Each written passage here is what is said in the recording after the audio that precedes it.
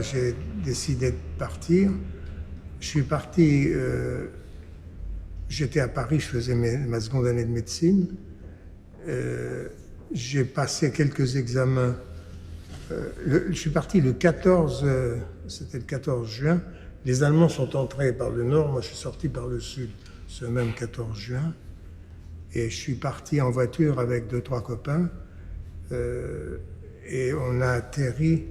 Alors il y a eu de grandes discussions parce que nous étions deux qui étions très rapidement décidés à partir en Afrique du Nord ou en Angleterre pour faire une guerre qu'on n'avait pas faite et dont on estimait qu'elle était nécessaire.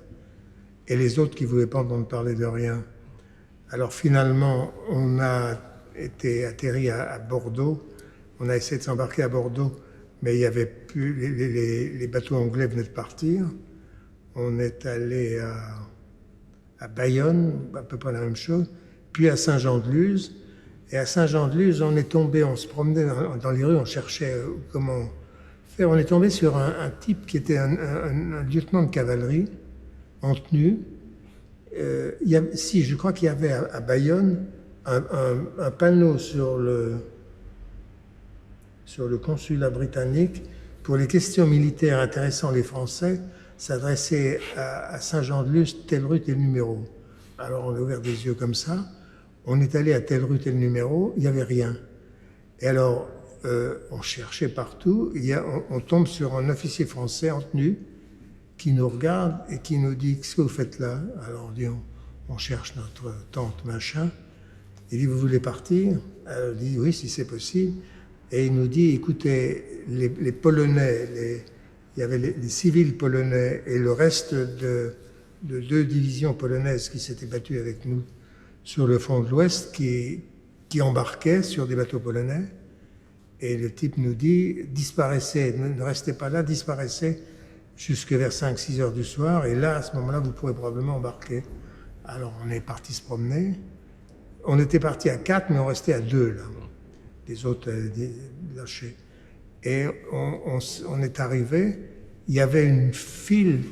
Au moment où on est arrivé, il y a un cordon de CRS qui est venu s'installer. Et on a commencé à partir. Et devant moi, il y avait un tout petit type dont j'ai appris après que c'était un jockey. Il avait une tête de jockey, d'ailleurs, le petit type parisien de jockey. Et l'énorme garde mobile qui était devant lui lui a dit « Où tu vas, toi ?» Parce que les Français, le départ était interdit. C'était officiel, on n'avait pas C'était officiel depuis pas très longtemps, depuis 1 heure ou 2, mais à partir de 4 heures de l'après-midi, c'était officiel.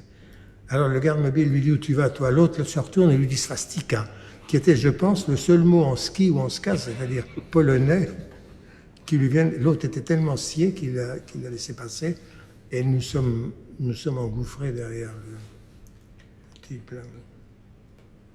Et là, donc, vous dites que vous ne saviez même pas où allait exactement le bateau quand vous êtes monté dessus. Vous saviez qu'il quittait la France, mais vous ne saviez même pas si c'était pour l'Angleterre ou pour l'Afrique. Non, on voulait l'un des deux, mais on ne savait pas. On a appris très vite que c'était l'Angleterre.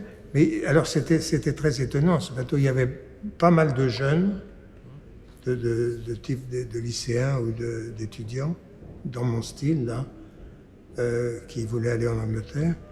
Il y avait quelques officiers aussi qui partaient. Alors je suis tombé sur un type qui me dit « Où tu vas, toi ?» Alors je dis « Moi, je vais essayer de me battre, je sais pas. Et toi ?» Moi, il me dit « Moi, c'est une occasion unique pour échapper à ma femme et à ma belle-mère. » Inattendu, mais comme ça.